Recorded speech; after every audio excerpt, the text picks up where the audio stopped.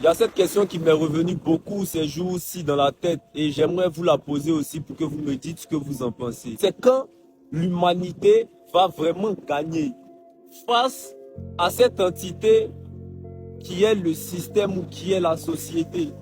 Parce qu'à la base, la société est créée pour structurer, pour que les humains puissent vivre ensemble.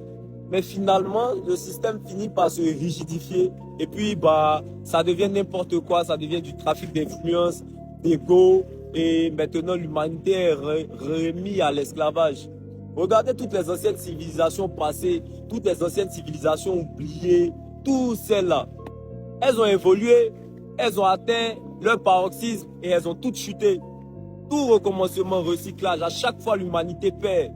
Tous les empires là sont tombés, Maya, dynastie chinoise, empire africain. Mais comment c'est à nous de gagner? Ok, on dit on partage la lumière en ce moment. Les gens sont en train de monter en ouverture de conscience. C'est bien individuellement. Parce que si on parle de conscience individuelle, n'oubliez pas qu'on est tous connectés vibratoirement. On est tous l'unité divine, nous tous. Donc on a une conscience collective ensemble.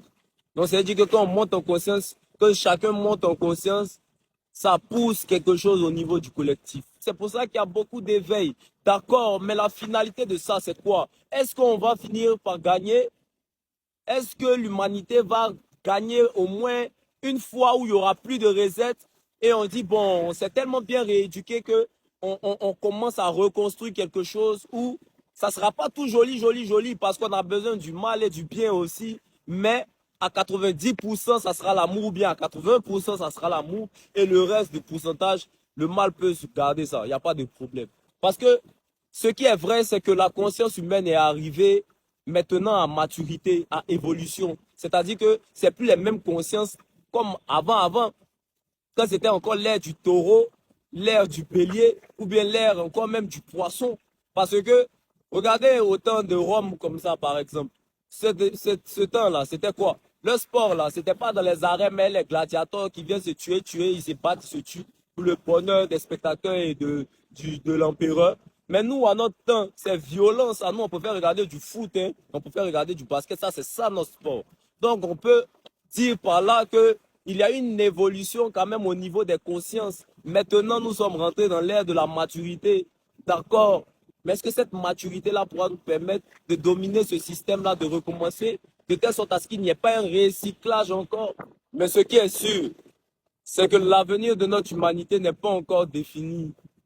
Non, c'est pas encore défini. Ça se joue dans nous, nos responsabilités, entre ceux qui vont vraiment faire le travail et prendre conscience, ouvrir leur cœur, et ceux qui vont rester en train de dormir et être plongés dans la matrice. À partir de là, soit on aura une renaissance pour une fois, au bout de combien de milliards, de millénaires d'années, soit on va plonger et sombrer comme toutes les autres civilisations. Quoique, éternel recommencement.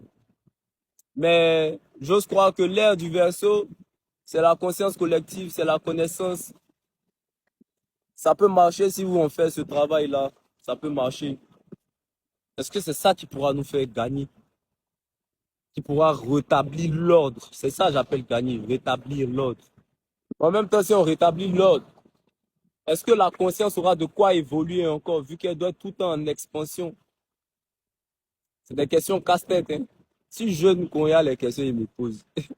Venez souffrir un mot dans les réponses. Qu'est-ce que vous en pensez, vous? Dites-moi réellement ce que vous en pensez.